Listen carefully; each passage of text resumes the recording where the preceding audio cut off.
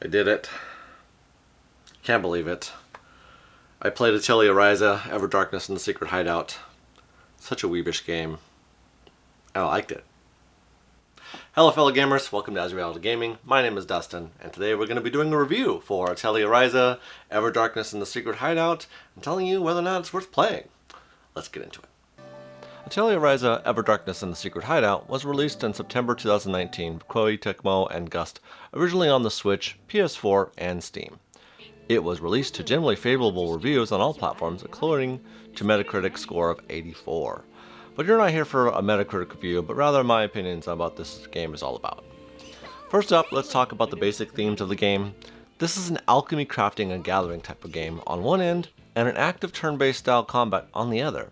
Atelier means alchemy for those who are unaware, as I was, and there's a whole series of these games starting back in the PS2 era all the way through PS3 and PS4. The games have grown and changed over the years, and taking on a direction that is much more appealing to the general audience. Atelier Ryza is the highest selling game of the franchise with over 500,000 copies sold and has drawn in a slew of new fans. There is no English dub and only subs for the game. The voice cast is all in Japanese and honestly really worked for this game. Having someone come in and dub this after the fact would destroy it in my opinion. This is the first fully voiced Japanese game that I've played, and I didn't find it hard to keep up. Atelier Ryza is a story about the coming of age of three young friends who are trying to figure out their way in the world. Ryza is the main hero, who I feel acts more like a young teenager, putting off her parents and shirking her duties. Tao is the bookworm of the group and always has a mousy type of personality, doesn't want to do anything that could get him into trouble or danger. Lent is kind of the warrior of the group that is bent on getting stronger and proving himself to be better than his father. There are a couple other cast members who assist Ryza along in her journey to become the best alchemist she can be. One thing I've noticed, in the beginning, there isn't a sense of one bad guy or evil that is plaguing the land. The motivation behind each character is more of a personal choice, and not being forced into the usual JRPG tropish role. There is more discovery of the story as it unfolds, rather than the usual, bad guy attacks the town, heroes must seek revenge, etc., etc. You also get to build your own hideout and do some customization that influence character stats in the game. I thought it was a nice addition to the storyline, but doesn't break any gameplay. It's refreshing to just enjoy the flow of the game in the beginning chapters and get to know the town and the people within it. Atelier Ryza has something for everyone, including the power gamer who wants to min-max things, the casual gamer who wants to enjoy the story and the character development, and especially crafting and gathering lovers who want to spend time with that mechanic. If you are an OCD type that must collect all the things, then this game will keep you in a constant loop of farming and crafting, and probably not progressing the game very fast. I got caught up in this early on, and while I did enjoy catching them all, I didn't feel like I was not progressing the game in a meaningful way. I took it slow in the beginning and just let the game kind of play itself. I really wasn't sure what I had signed on for, and honestly expected not to like this game.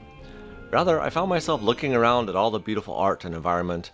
I really liked the color and the art style of this game and kept me visually stimulated. Although there is some slight fan service here in the game with Ryza taking on some of those physical tributes, I didn't find it too distracting and kinda got used to her tropes. If bouncing boobs, thick thighs, and scantily dressed anime babes are your thing, this game will give you a little taste of that, but nothing like other Gust or NIS games have done. Although if you don't like anime babe games or heavy crafting systems, then this game may not be for you. The music is light and simple, without any distracting sounds that jar you from the immersion. The main theme song is catchy and could just play in the background over and over while I did something else while the game was on pause. The game could probably be beaten in under 30 hours with little effort, but there is an additional after-story mode that involves some additional DLC and uber bosses to hunt down. This is where the min-maxing really comes into play and forces some time to get all the gear just right. When I first started playing Atelier Ryza, I couldn't figure out why I liked the game so much. It didn't fit with my usual favorite JRPG styles, but after some time playing and just enjoying the game for the sake of enjoyment, I figured out why. The game is a light-hearted, enjoyable, visually appealing, story-driven game that, during such a crazy time in the day in life that we're all a part of, I think that is the highest merit of the game. It's an escape into a world that is just fun. No family members who want to talk politics, no COVID, no economic woes, just an enjoyable, cute cast of characters who deliver on distracting you. I give this game a must-play, 9 out of 10, if you are into the lighthearted anime-style games. If you are not usually into those style of games, then this game might just convert you, so I suggest giving it a try. There is a part 2 to this game with the same cast of characters that came out a couple years later, and a new game coming out February 25th, 2022 called Atelier Sophie 2, The Alchemist of the Mysterious Dream, that I will be giving a try and doing a review for.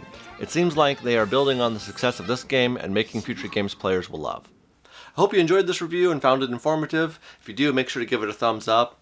If you like modern to retro JRPGs, then we probably have a lot in common, and you should maybe consider subscribing as I do a lot of these kind of reviews.